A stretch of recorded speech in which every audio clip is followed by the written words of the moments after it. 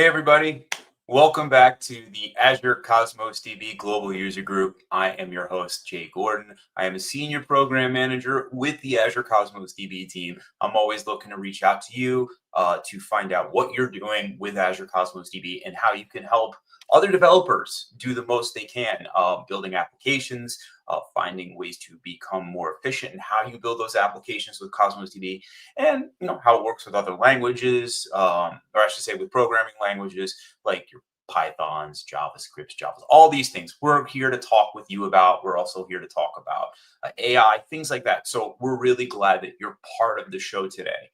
And as I do every single time, I like to bring in a member of our Reactor team. And so I have Askia. How are you today?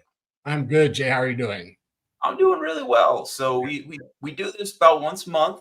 And every time we do, we always make sure that we're letting everybody know that there are some little bits and pieces of housekeeping that we need to do before and after the show. So I brought up your slide. Why don't you tell us a little bit about what's going on? Thank you. Yes. We have got code conduct. And so basically what that is asking is that when you have questions, when you interact with the other audience members, that you be respectful. We ask that we're going to have we encourage engagement in the chat, but we ask that you be mindful of your commentary. We ask that you remain professional, and we ask that you stay on topic. We are going to be sharing useful links throughout the chat, so keep an eye out for that. And this video will be recorded and be available on demand in about 24 to 48 hours on the Microsoft Reactor YouTube channel. We are scheduled to run approximately 60 minutes today, and there'll be time for questions throughout. So with that said, I'll hand it back over to Jay. Let me just show you this again. The event will be recorded, all these special things. So thank you so much, Askia. I really appreciate it. And I know that you and I will be chatting again before the end of the show. So I will see you soon. Have a nice break. Enjoy what we've got coming up. Oh, sounds good. Cool. So our housekeeping is done and you're all here joining us. So we've got a really great show today.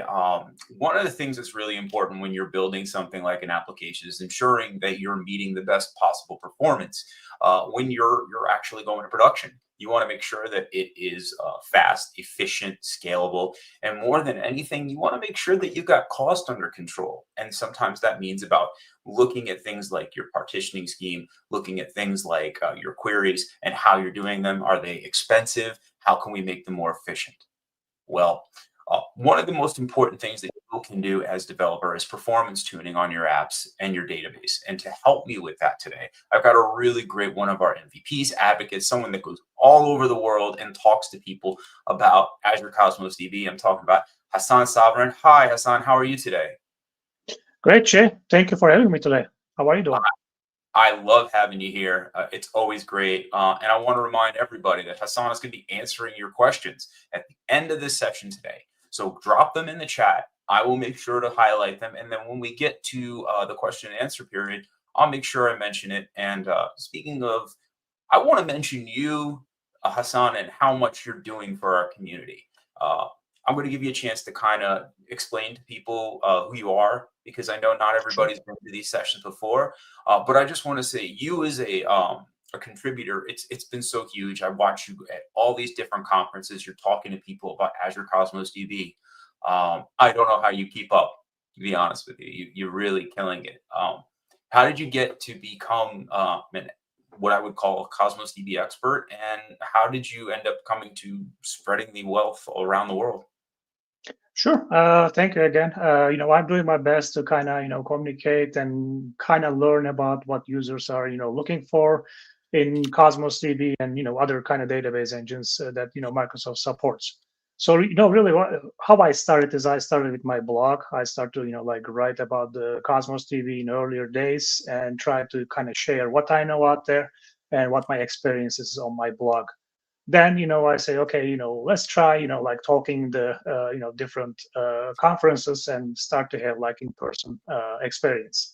So that worked very well. And I'm really excited to kind of, attend and kind of go and meet with new people and, learn about their problems. with the Cosmos DB, and usually I just share these with you, Jay, and with the other members.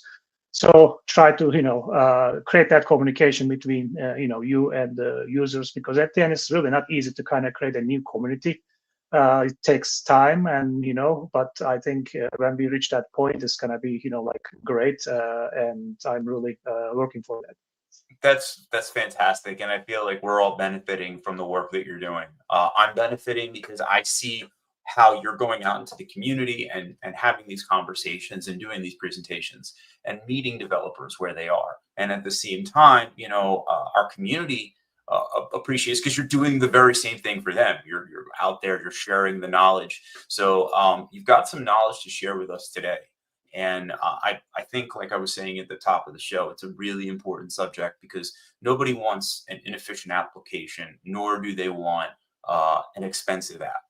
And a lot of the tips that you're going to be giving us today can help kind of prevent these negative things that we don't want to happen when we're going into production. Correct. So I'm going to try my best to kind of give you some examples. And really, if you really think about it, most of the stuff, if you kind of follow the architecture of the Cosmos DB, and there are some like basic steps that you really need to pay attention. As long as you do those things, Cosmos DB can scale up very easily, and you won't have any kind of problems. If you did some of those by mistake in the beginning, it might be challenged to kind of try to find where the problem is. I guess that applies to any other kind of really the databases or any kind of technologies. So I'm going to try to cover those today. Great. Well, I am going to give the floor to you. And I want to remind everybody that while you're watching, if you have questions, just drop them in the chat and we will get to you as soon as we can. We'll probably do them at the end of the show. With that, Hasan, I'm going to hand it over to you. Great. Thank you again. Hi, everyone. So we are going to talk about how to performance tuning the Cosmos DB today. So really, mostly that's the agenda we have here. There's a couple of really important topic that you kind of need to kind of follow for the Cosmos DB. So the first one is going to be the physical partitioning. Before I start, I kind of talk about myself, so if you want to kind of follow me from any of these social media, I will be more than happy to kind of answer any of the questions later if you will have in future. So let's actually start with the physical partition. Physical partition is really like the fancy name of the database server. That's where the Azure Cosmos DB stays when it's installed, if it was locally on your computer. So there are two numbers here that you really need to watch. So those two numbers, one of them is the storage, which is the 50 gig. The other one is I call that horsepower, which one server can actually deliver, which is the 10,000 request units. So by knowing your size of the storage you have today, or you might have in future, you can guess how many servers you might end up with in the Cosmos DB. At the end, it's important because, whenever you are creating a new database, you are going to do all kind of planning, like, okay, how much storage I might have in 1 year later, in 5 years. So you can give a better estimate, how much this thing is going to actually cost. So that applies to Cosmos DB, and you can do that easily by having those limits in your site, so you can kind of figure out how many servers you might end up with. So Azure Cosmos DB is really it's almost like when you create the first database, it's almost like you are creating your kind of new first restaurant, right? So you have the restaurant, and what actually happens here is when you hit one of those limits here, 50 gig or the 10,000, you are almost like franchising this restaurant. So what really happens here is you end up with X number of other restaurants. They share the same menu, which is the data model, but there's no limit here. So you can create as many restaurants as you like. At the end, you are franchising it. So your data is not getting replicated. Your data is kind of different in each of those areas or the databases. And by knowing that two numbers, you can have the diagram very easily. So always we are saying, okay, Cosmos DB, there's no limits, as you can see, if you pass any of those numbers, you're going to have another server, another server, another server. Do we have an example for that? Actually, we have an example for that. Cosmos DB team actually shared this a couple of months ago, which is the scalability for the ChatGPT. ChatGPT became a popular one, and they started to add more features on the ChatGPT, and they started to have like a lot of users coming in, a lot of transactions happening, and they start to have a problem out there because, well, at the end, the database can be really easily the bottleneck of any kind of solutions. So in here, Cosmos DB actually helped them. And as you can see, there are two numbers that actually Cosmos DB share with the public. There are two other numbers that those are my guesses, which is the number of transactions and the storage. So if you look at it, ChatGPT actually pick a good partition key, which is the user ID. So each user, so we are grouping all the data by the user ID. As you can see, in the March 2023, we are looking like 2.3 billion of transactions actually hitting to the system. And they are actually adding more features or different models. That number is getting, going high pretty fast and pretty high here. So it jumped from the 2.3 to 4.7 and 10.6 billion per month. So that's a pretty big number to kind of handle. And as you can see, the number of physical partitions, which is our database servers, is actually getting large, respecting the number of the transactions here. So as you can see, we end up with 25,000 database servers. That is a lot.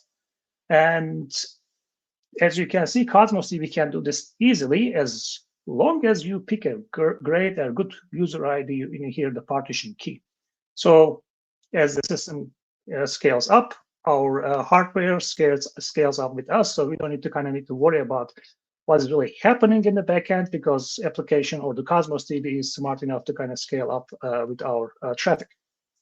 Now, other numbers that I see here is the number of transactions. Really, how I came up with this at the end, we know how many database servers, we know the transactions, so you divide it and you figure out how many, the transactions hits per physical partition or the server.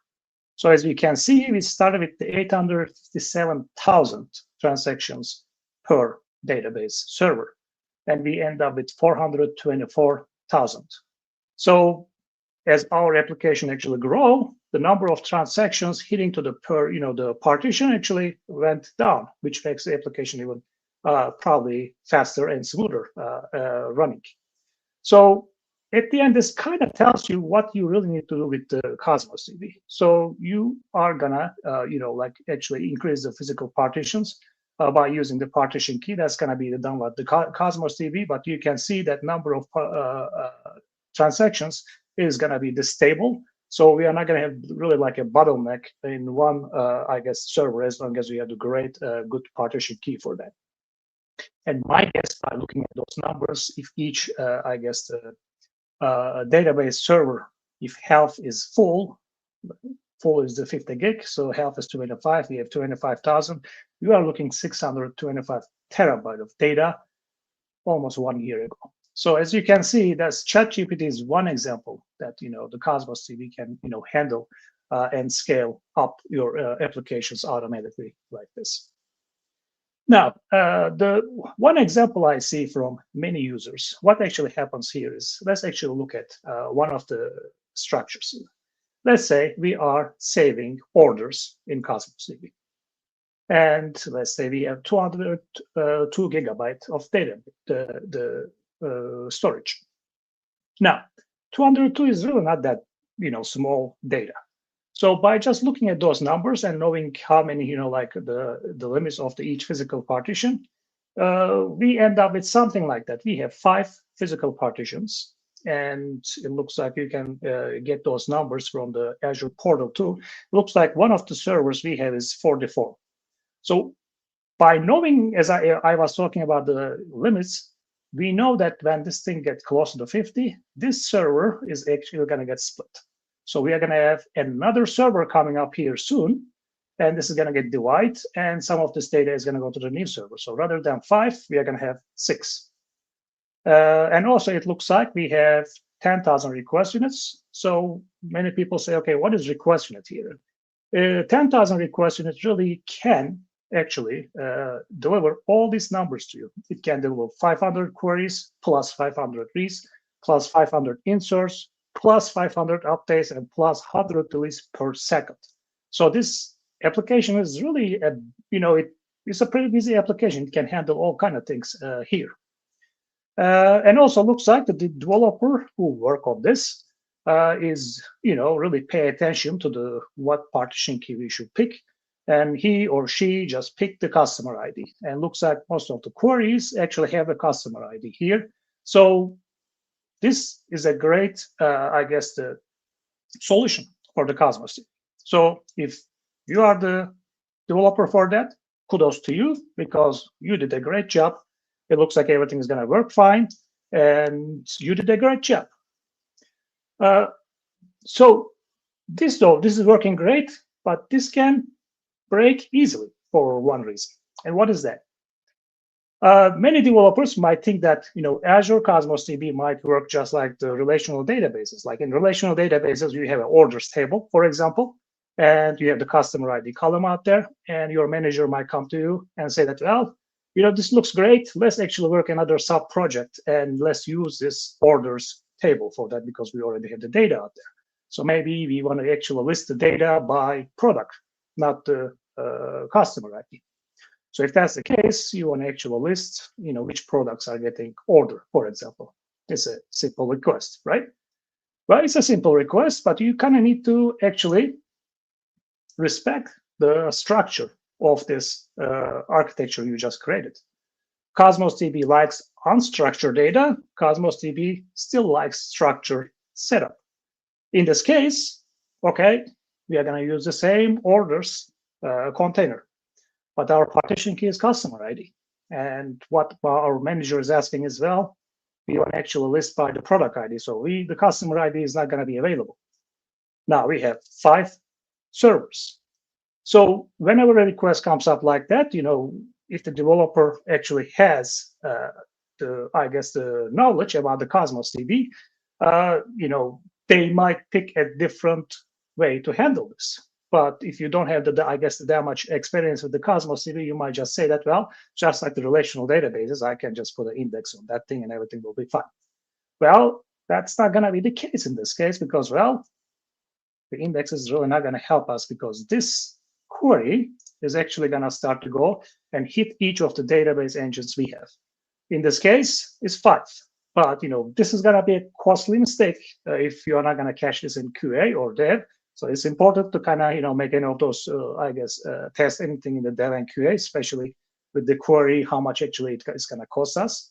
So if that's going to be the case, this might actually affect the other solution we just delivered, which was working great. Well, because at the end, we have the requests for each physical partitions here, and this is going to start to actually push more pressure on each server, and that might potentially actually break the other solution we just had if this application is going to be busy like the other one. So if that's the case, then, if that happens, well, you kind of need to play with the rules here. If you don't play with the rules, unfortunately, this might happen, and you might need to try to find a different way to fix this problem. How can we fix this problem if you are in this situation? Because this situation is going to get actually worse if you don't handle it, because you can see that we have 44 here, 40 here, and 41. Those 3 is going to split soon. So whatever is costing right now might cost you much more because you're going to have 3 more servers here. So what do we do? Well, Cosmos DB actually has a great function or the feature change feed. Change feed actually takes the data and just, whenever an update and insert comes up, it just works as a CDC. You can see what has changed and you can do something about it. So in our case, we have 1 container, orders, and our partition key is customer ID. So if a project comes up like that to you, the first thing you should do, probably create another Cosmos DB container. And let's call this orders_product. And this time the partition key is product ID, not the customer ID. From this point, what we are going to actually do is we are going to use the change feed function, which is available in many APIs of the Cosmos DB. What's going to happen here is data change is going to come in, and the change feed is going to know that. Then you are going to be able to catch that by the Azure function. And with the Azure function, you know exactly what has changed. In our case, what we are going to do is we are just going to replicate this data to a different container. So the first thing you need to know here is this is going to cost you. This is not going to be free because it's going to be, charge you an insert for each changes happening here. Most of the time is going to be probably the insert update might happen, I guess, if they will, like cancel any kind of orders, but mostly it's going to be an insert.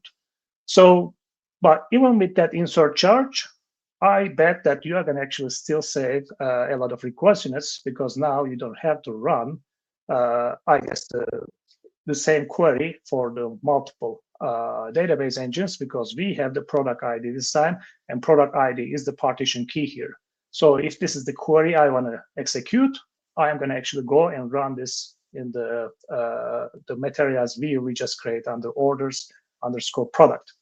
All the other ones, if we have the customer ID, we are still going to run it under the orders. We are really duplicating the data, but that's the best way to kind of handle a problem like that in any NoSQL database engines. So at the end, storage is much cheaper in cloud environment. CPU and memory is much expensive. So handling this by the storage is the best, fast, and the cheapest way you can actually, do in Cosmos DB in this case.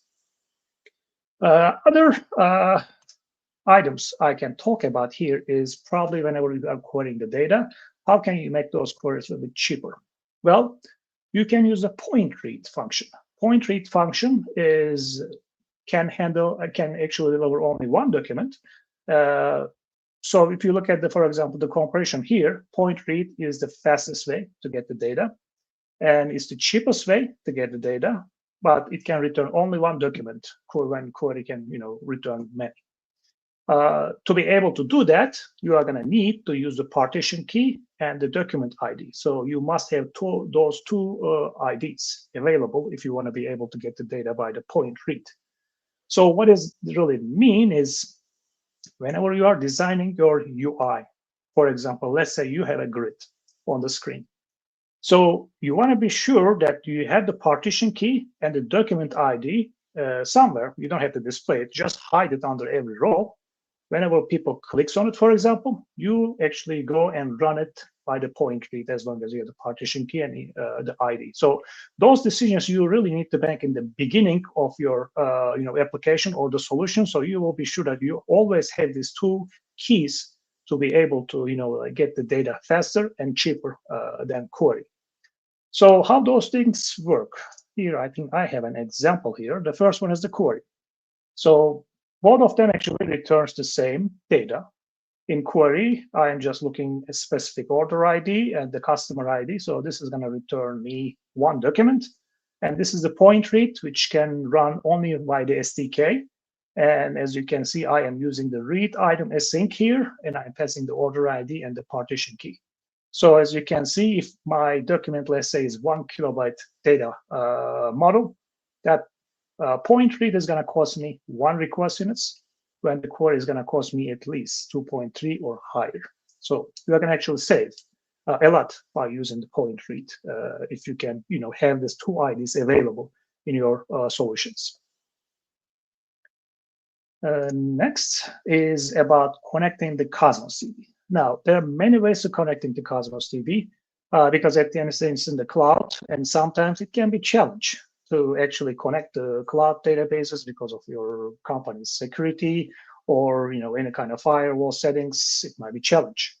That's why I love the gateway mode, because gateway mode is using the HTTPS and single DNS point, and because of that, it's almost like like a transportation, like going in a bus, because available all the time. You can just take it, and rather than worrying about changing the firewall settings or any kind of like getting blessing from all kind of other departments, you can actually use this and start any of your proof of concept like that, or even in the production you can still use it. But there are a couple of things that you need to know about the gateway mode. You are actually this in the middle. This is our server, gateway server, and you are actually sharing this with other Cosmos DB customers. And there are a couple of things you need to know. Like, for example, when the connection happens, you have 2 minutes. If you are not using that connection is going to get dropped because of the, it's an HTTPS at the end. There are a couple of things you can actually do here if you want to kind of make maybe more connections, because the default number of the connections you can go from the, for example, company A to the gateway server is 50. But you can easily increase that if you like. But if you want to increase that, I guess my suggestion, before you increase it, you want to be sure that this server that you have is going to actually handle more than 50. You want to be able to test that. You don't want to kind of go and change it to, I don't know, 1,000 or something like that without testing. So you can actually change that from the documents, that client, that connection policy, and max connection limit. You can just change it anywhere from 100 to 1,000. As I said before, those are the the connections you create to the gateway server at the same time. So 50 is max for that, and you can change it easily if you like. Next option is direct. Direct is much faster because now we are not actually worrying about connecting somewhere in the middle. So we don't have that like loop anymore. And also, these connections are not getting dropped like the other one. So those are long-lived connections, and it's using TCP, using TLS, which means that probably you have to go to your IT department and be sure that they have all the ports are open, all the firewall settings are working for this one.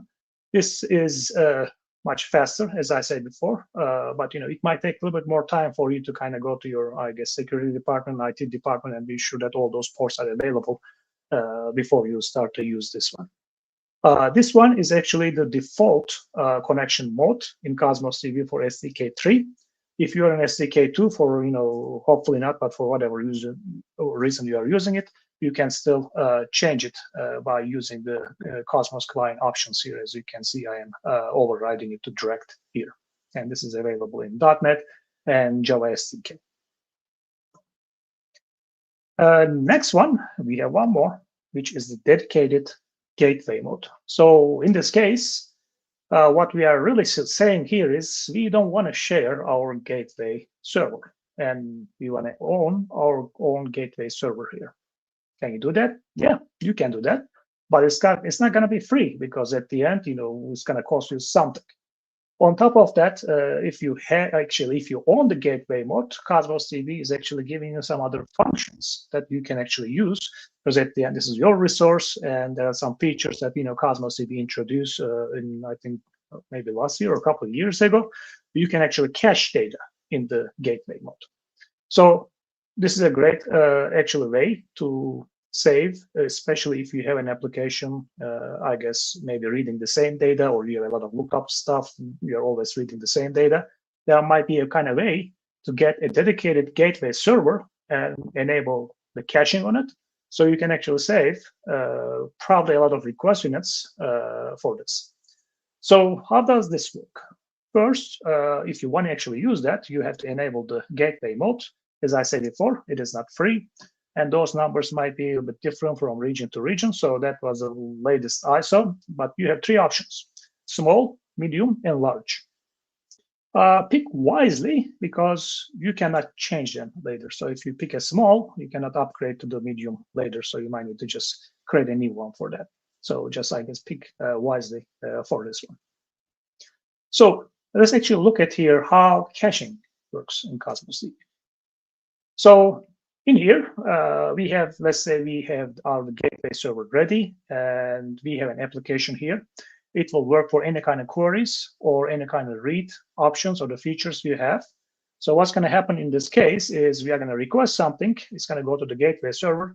And if it's not cached, it's going to get from the database. Then it's going to come back and return back to the user. When the same request actually happens, this time gateway server is not going to go in Cosmos DB anymore, because it has the the data. So it's going to cost you 0, and probably it's going to be much faster because we don't have to go and actually query the data either. So that is going to actually save you request units, and probably it's going to make your application much faster because your data is cached. The only catch here is your consensus level must be session or eventual for this thing to work. So I'm not saying if your database, for example, let's say is strong and change it to session.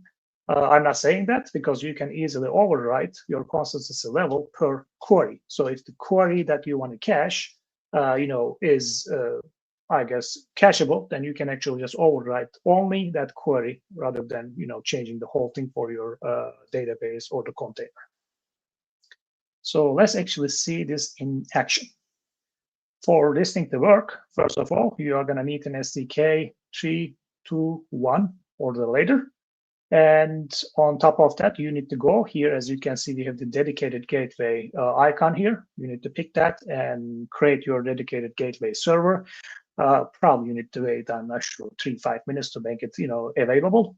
When it's available, under the keys, you are going to actually see 2 more connection strings here. And you just need to take that connection string and put in your application. So your application will not try to connect anything else. It will be forced to connect these dedicated connections.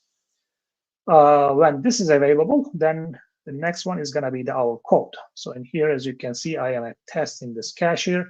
You want to be sure, especially this is the SDK 3. As I said before, SDK 3's default is the direct mode, not the gateway. So the first thing you need to do is you want to override the connection mode here to gateway. Then you want to actually say, in this case, I'm, for example, overriding my consistency level. Maybe my database is strong or something else. So if that's the case, my consistency level is eventual here. I want to be sure that is eventual or session. And on top of that, you have to tell Cosmos DB how long you want to actually save the data in cache. In my case, I am doing this for 30 minutes. This is a new option for whatever reason. This might be already cache, but in some, you might have some if statement here. Maybe you don't want to get this cache from the cache for some reason. You can actually make this true or false depending on a logic. So you can actually control, even as cache, you might be still getting it from the database. So you can use the bypass integrated cache for that. So when I run this query, actually, let's look at this query. What it says here, select all from posts and get all the posts ID less than 500. So when I run this, as you can see, the first one, it returns me 592 posts, and it costs me 32.25 request units. As you can see, when I run it next time, because it's cached and I'm using the dedicated gateway server, it costs me 0 request units. So this can actually, save you request units and performance because we are not querying the data again and again. And if you have an application, again, using the same data, your data is not changing that much in your database.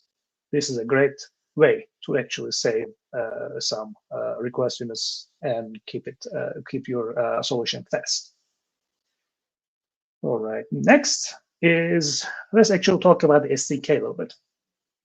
So you might have, some aggregations happening in your query. For example, let's look at this one. We have a select top 10 from orders, and we are ordering by view count. When you look at it, looks pretty simple, right? But it's really not that simple because we might have a lot of orders here. Let's say we have maybe 1 million orders. So what we are actually asking here is we want to get the top 10 by the view count. So that can be really heavy query for the database, especially your data is not in a central place here. It looks like we have like 10 database servers. That means we need to send this to 10 database servers because, as you can see, I don't really see any kind of var clause here, which means we don't have the partition key. So what's going to happen here is we are going to take that and run it in X number of database engines in Cosmos DB. What is that going to look like? Well, guess what? At the end, when that thing runs, you are going to see 10 documents. But if you look at here, we are actually getting 100 documents. Why? Because at the end, for example, database 1 has absolutely no idea what database 2 has. So how can it order? It cannot order because that order needs to happen somewhere central. Or get the top 10. What is the top 10? Because we don't know, because we don't have the big picture in the database engine.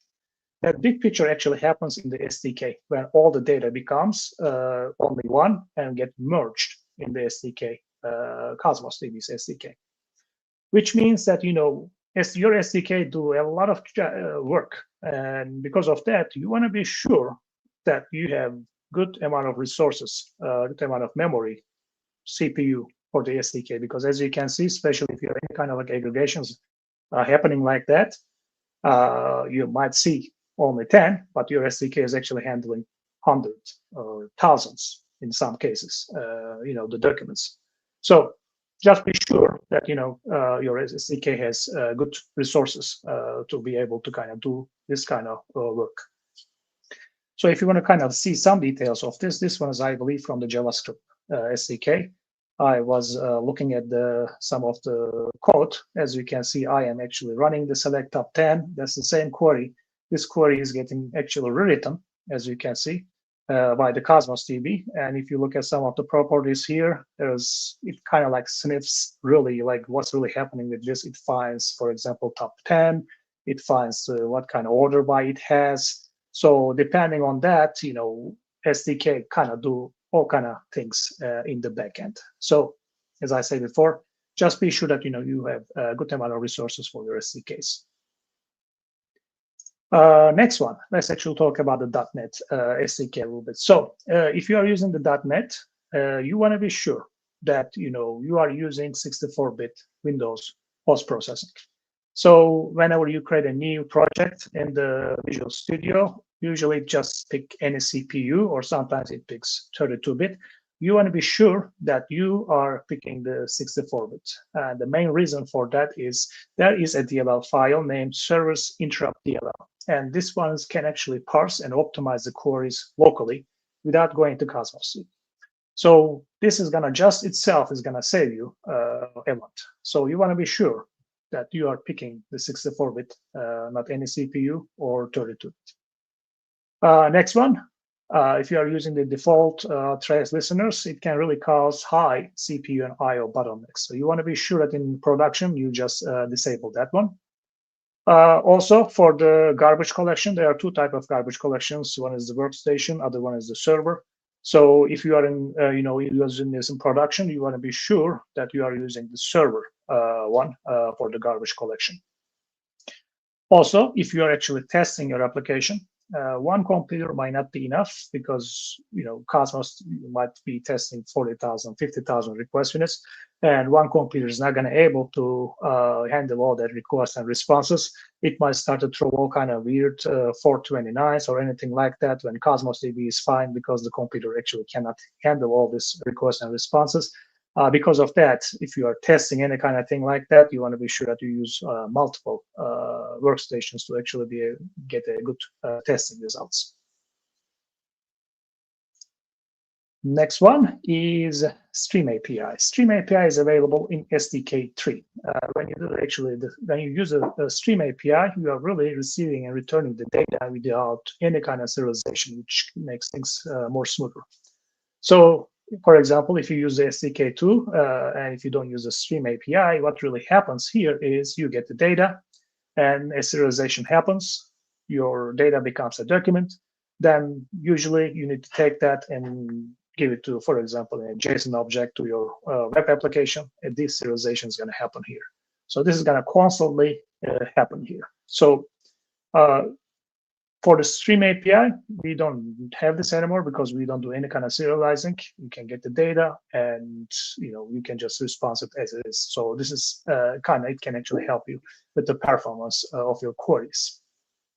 So let's actually see this one, how this works. So this is from the SDK2. As I said before, we have our query definition here, and looks like we are getting sales. So in this case, what's happening here is we have a list of sales. We need to serialize it, and deserialize it depending what we are doing here. So for each, that's exactly what we are doing here. So you can easily, I guess, rewrite this in Stream API and make things a little bit more, like smoother here. So in here, there's no serialization or deserialization. As you can see, we are taking the data. We are using the stream reader here and the JSON text reader. So the data comes up as stream, and we just take it as a JSON object. So in this case, well, we have the JSON object here.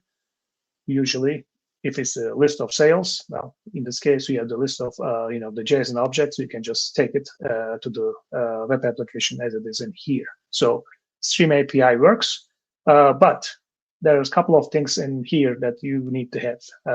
Partition key is actually one of them. So you must have the partition key for this thing to work for the stream. So that's one of the, I guess, the catches here for Stream API. Next one is document client. Whenever you actually, I guess, declare the document client, you want to be sure that you use the singleton. Singleton is very important because the last thing you want to do is declare a document client every time, before every time you actually call the Cosmos DB, because that Cosmos DB the Cosmos DB SDK actually is the one which figures out all kind of things when the document client is getting declared.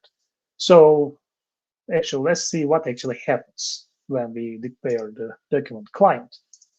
The first thing Cosmos DB is going to actually do is going to call Cosmos DB and get your account information. Then we are going to have another one. Okay, you have the account. Okay, now what containers do we have? That's going to be another request.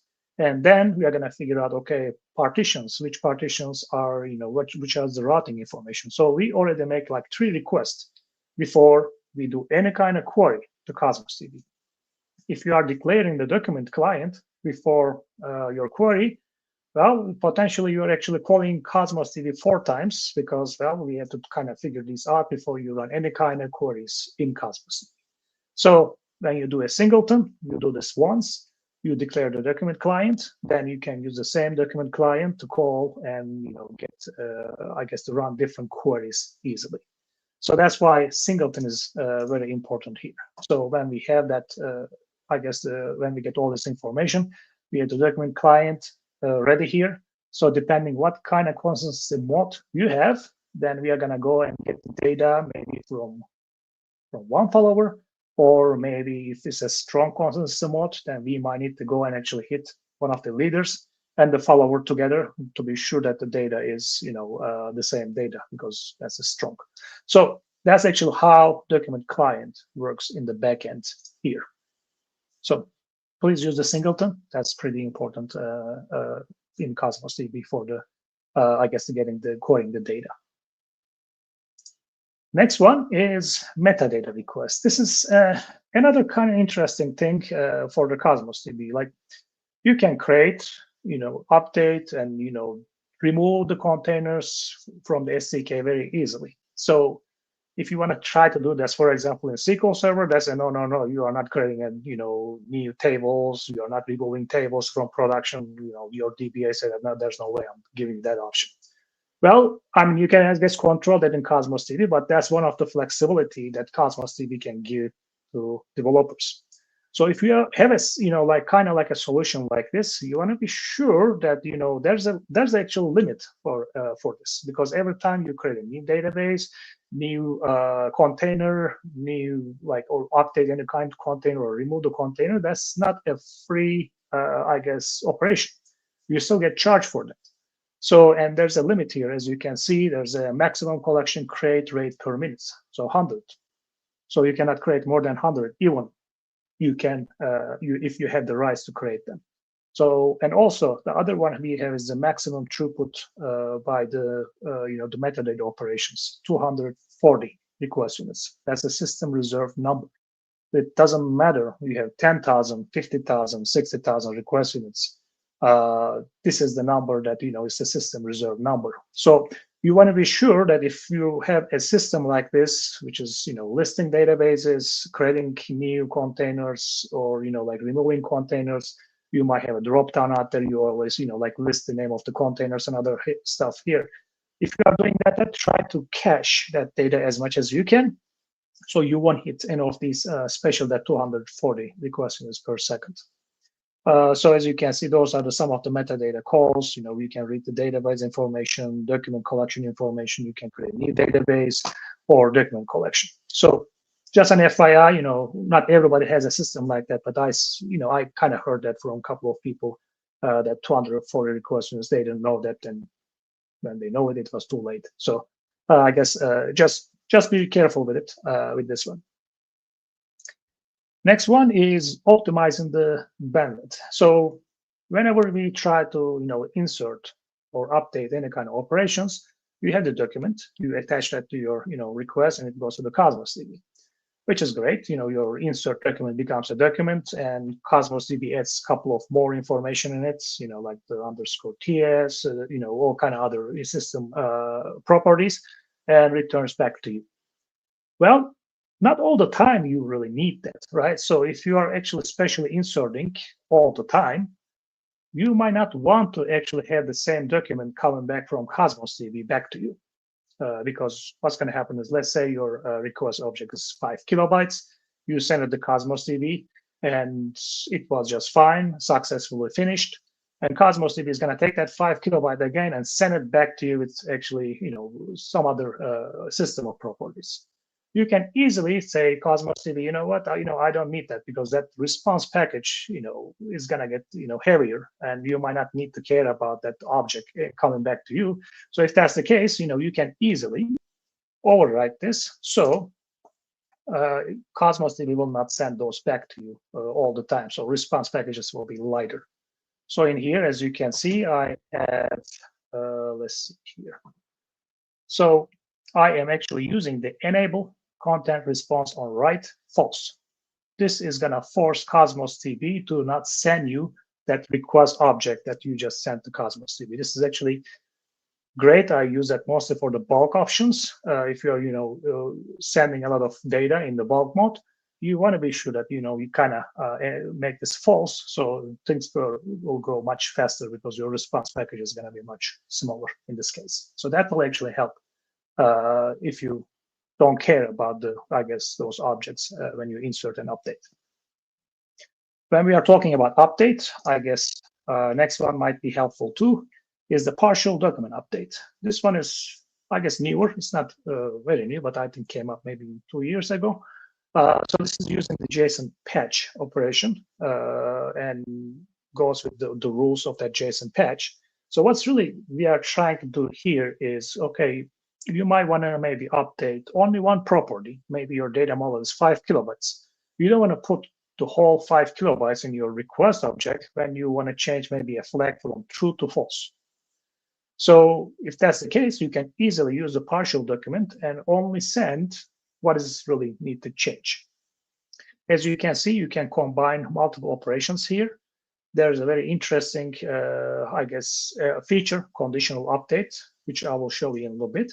And this one actually supports the transactional batch. With the transactional batch, you might be able to actually update multiple items here. And it also supports the conflict resolution support. So if something goes wrong, still the conflict resolution is out there to catch that. So as you can see, we have a couple of different operations here.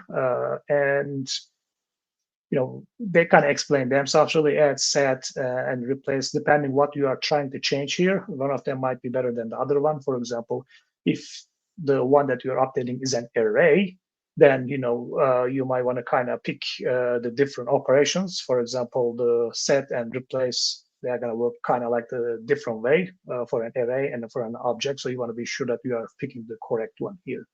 The good one here is the increment. That's a nice one. So if you have a number, for example, that's the number of orders, for example, per customer, and somebody just orders something, you can just use the increment to increase the number of orders, or you can do a decrease too. If you pass a minus number, that's going to actually decrease the number. So I kind of like that increment. So let's actually see an example for this one. All right. The first example here is the simple example. As you can see, we have the patch list of patch operations, and it looks like we are adding a new property named sale date, and we are just putting the date time. Then I am removing the original sale date. So for this patch operation to work, we must have the document ID of the document, and we must have the partition key. So those are required for update the partial update to work. And as you can see, I'm saying the patch operations, these are the operations. So In that case, if my model is a 5-6 kilobyte of object, I don't have to send the whole object anymore. I only send what it really matters here. You might say that, well, that sounds great, and this might actually cost me less request units. That is, unfortunately, that's not the case. This is actually making developers' life easier. When it comes to request units, it's going to be usually almost the same, because if you really think about it, Cosmos DB is still going to do almost the same thing. It needs to kind of go and look at that JSON object, open it, update whatever is necessary, close it, save it, and go back. So in Cosmos DB side, not that much stuff is changing. Most of the stuff is for the developers. You make the request packages much lighter, and you don't have to kind of take the whole object and send it to Cosmos DB. So I just want to kind of cover that before we go to the second option here, or the second example. So second example is actually giving a demo to, you can actually have a filter. So in this case, what I'm saying is, if the number of items is larger than 5 of this document I'm trying to update, then I am going to update this document. If the number of items are not larger than 5, this update statement is not going to go through. So as you can see, what I'm doing here is, again, I have my document ID, I have my partition ID, and what I'm trying to do here is I am adding a new property name audit. So it looks like I want to audit only if the number of items are larger than 5. If not, I don't need to audit anything. So it looks like I'm just adding this property here to my current model. And you can really use this by your advantage. You can, in this case, as you can see, I'm just making a smart decision by passing this filter. So that's a very useful case for the partial updates Cosmos DB. All right, the next one we are going to talk about is indexing. So there are three types of indexing mode in Cosmos DB. And the most common one is the consistent. When you pick the consistent, really, that is really controls the consistency between the data file and index file. When you say consistent, that is a strong consistency between them. When data changes, index changes immediately in the same time. And also when you pick the consistent ID, document ID, and the timestamp is getting indexed automatically. Lazy is really not a good option. If you are using it, please don't use it. What we are really saying here is this consistency between data file and index file is eventual. So that what we are really saying is index eventually match data. And your query, if your query is using the index file for whatever reason and it's not matching the data file, then problems. It will take forever to figure out what's really going on here. Lazy is really not a good option, and it might be cheaper than consistent, or you might just keep it only whenever you put like any kind of bulk load to your application or your database. But I will not recommend it, because if that's the case, just put the none out there, so it will be much faster. You don't have to worry about the indexes at all. Then you can just enable them back later. So those are the three options you have, and I strongly suggest that consistent is the great one here, unless you don't need any index. If that's the case, just use the none, but lazy is really not a good option. What type of index types we have? So last time, actually, I talked about this. There were only 3. Now we have more than that, which is great. That means we have more options coming up in the Cosmos DB. The first one is the range indexes, and that covers most of the the operators whenever we write query, like if x is equal to, if x is not equal to, any kind of range, x is larger than 5, x is larger than 10, or any kind of system functions, any kind of order by, as long as there's only one property, and all the joins. Range indexes actually handles all those. And whenever you are doing the indexes, when you create a new container, if you don't change your indexing policy, everything is indexed, and that's mostly the range indexes handling all that indexes. Geospatial indexes are not getting created automatically like other properties. So if you have any kind of geospatial data, you need to kind of go to your the indexing policy file and change and figure out which geospatial data you need to kind of index here. All those objects are using the geospatial indexes. So if you are trying to write or like create any kind of polygon, you kind of create the polygon, try to find the data under that polygon. All those functions using the geospatial indexes, and be sure that you create them in Cosmos DB because they don't get created automatically. Third one is the composite indexes. Composite indexes is necessary if you have any kind of order by with multiple properties. If you have any kind of filters, like many filters, you might have 2, 3 properties in your where clause. So the composite indexes can be really very important for you because it can save you a lot of requests. In my experience, composite indexes saves a lot as long as you have a lot of data. So if you don't have that much data, you might not see that much change with the composite indexes. So if you have a lot of data and if you have a lot of kind of filters in your where clauses, or if you need to order by with multiple properties, composite indexes are great to use. And there is actually that indexing matrix you can actually use, and it might even suggest you if any kind of composite indexes might be useful for you. So you just enable the indexing matrix out there, and it can suggest you if you are missing any indexes. It can do with the composite indexes. So another new index type is the vector indexes. And as you know, Cosmos DB can be a vector store now, and it supports all type of vector index types. So we have a system function, vector distance. You can actually find the vectors by using that function. With this indexes, you can actually declare the dimensions and the types of the vector indexes whenever you are declaring it. And those are great. So if you have any kind of vector, you want to be sure that you are using this correct parameters and the correct vector indexes for that.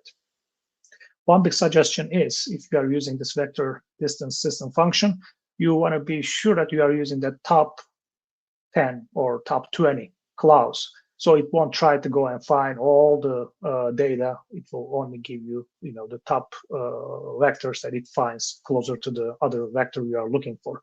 So that will give you a much faster and low-cost queries. So just try to use the top N clause if you have any kind of vectors, if you are trying to, query for vectors.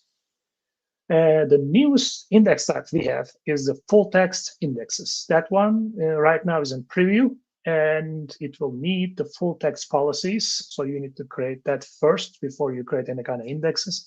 That one is really with the full text policies. What you are really doing out there is you are just giving what language that text is in, and also you need to give the path where the full text is. So if you have a description out there, for example, let's say you have the review description or anything like that, you just need to tell Cosmos DB which language that is and what is the path. Then you can go and create the indexes of that path.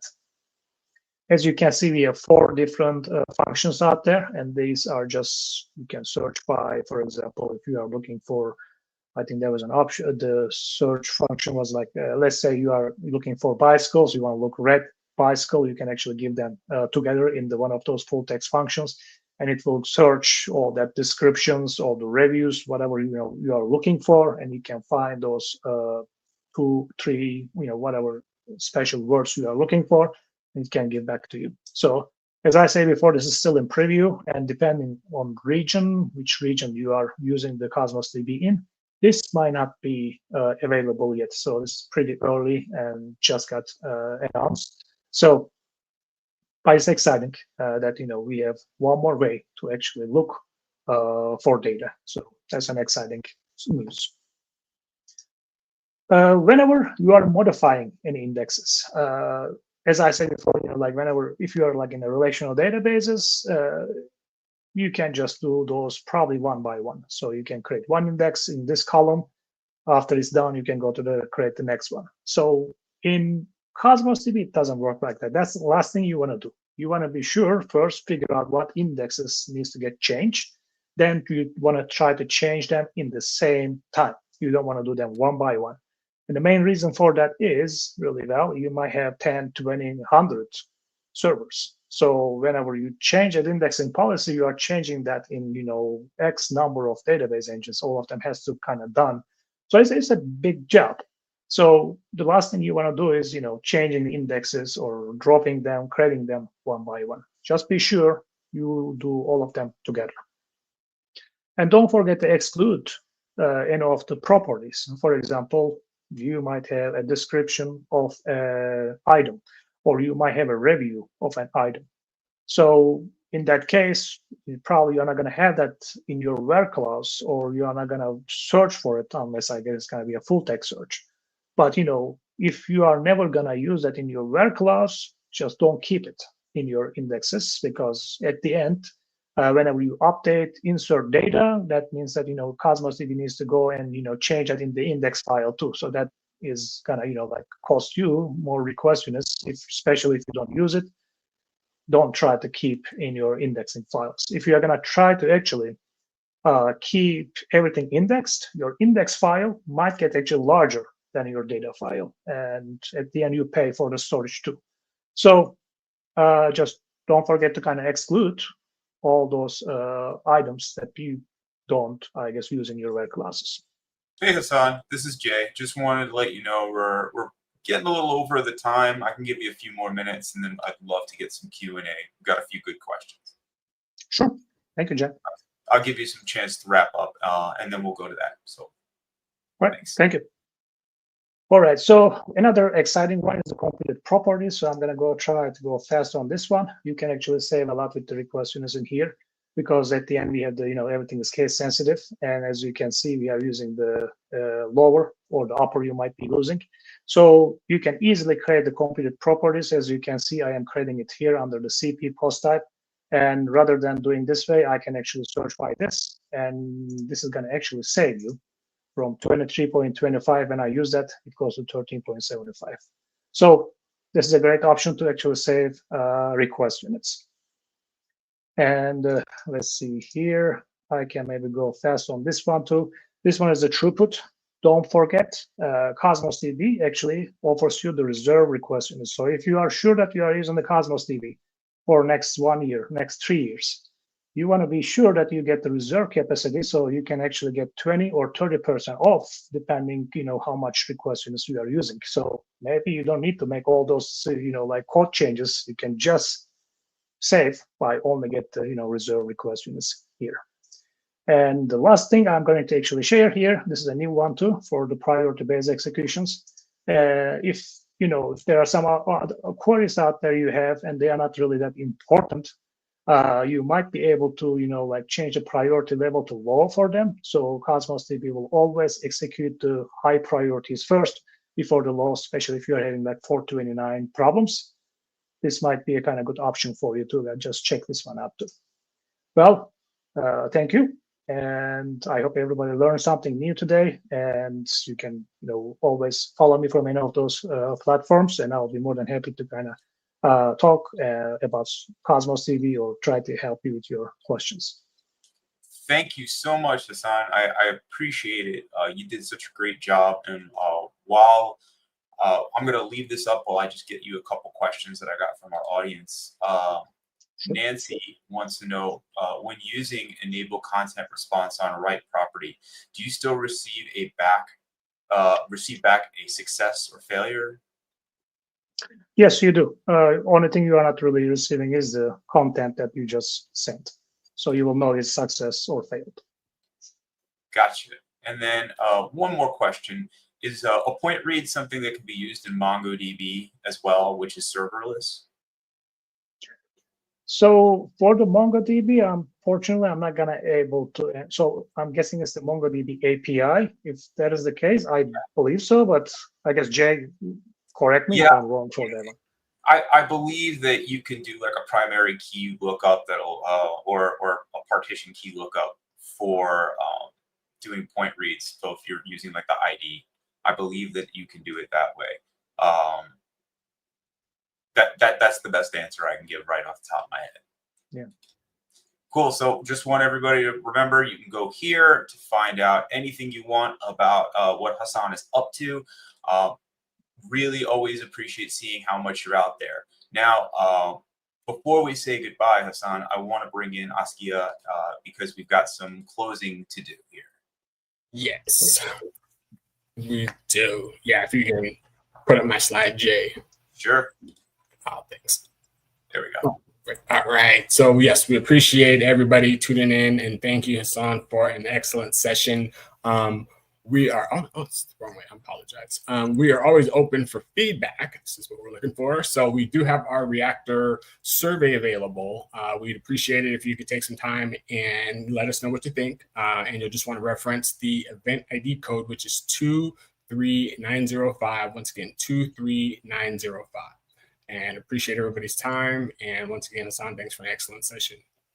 Yeah, Hasan, you did a fantastic job.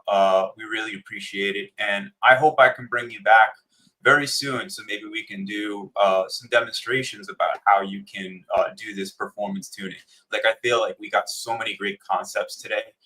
And I really want to see you put some of this in practice. So, hey, maybe we can get you back soon. Thank you very much. Hasan, thank you. Askia, thank you.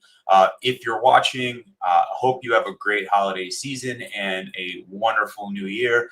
We'll see you then. Until I see you next time, I want you all to take care of each other. Have a great rest of your day, week, whatever it is. And more than anything, to keep using Cosmos DB. That's what we want you to do. Keep building those great applications, build some intelligent apps, use AI, make use of all the scale, the performance, the storage, all the things that you expect to work great with Cosmos DB.